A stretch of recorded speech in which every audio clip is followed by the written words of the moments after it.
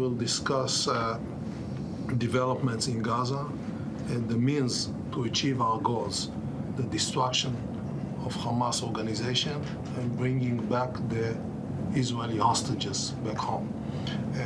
The negotiation on the hostages issue and Hamas positions require us to join hands in our military and diplomatic efforts. Omar Rahman is a fellow at the Middle East Council on Global Affairs. He joins me live from New York. Omar, good to see you. What do you make of this meeting that is underway in Washington right now? Well, I think we heard from Secretary Austin and Gallant. Their statements were pretty apparent that this is a partnership, that there are shared objectives here between the United States. And there's a difference maybe in terms of tactics, what the United States wants to see, what Israel believes it should be doing. But overall, they're working hand in hand and coordinating on this military campaign. And our correspondent Andy Rosen talked about it, that the real epicenter of what's going on when it comes to negotiations is Doha. What do you make of that?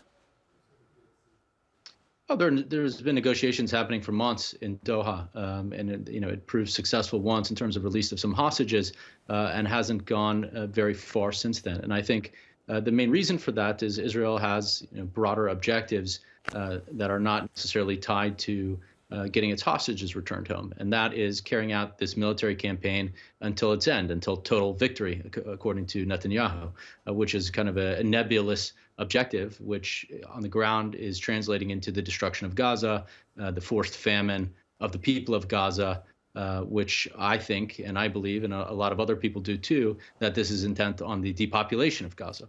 And so I think that's what the Israelis have in mind.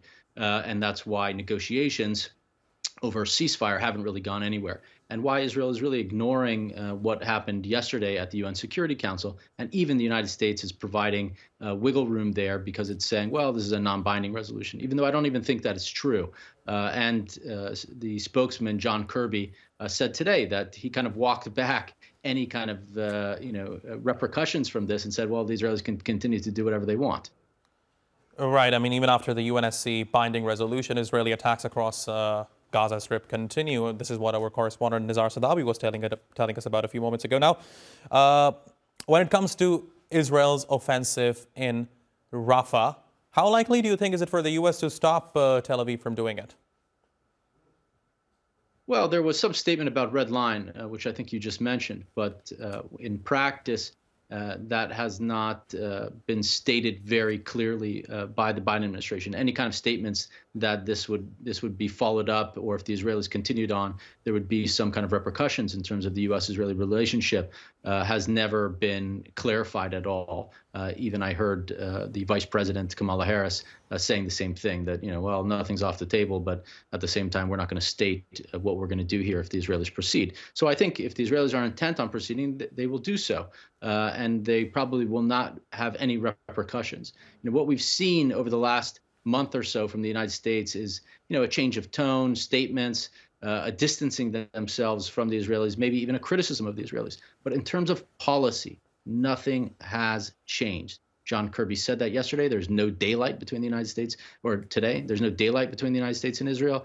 Our policy has not changed, he said.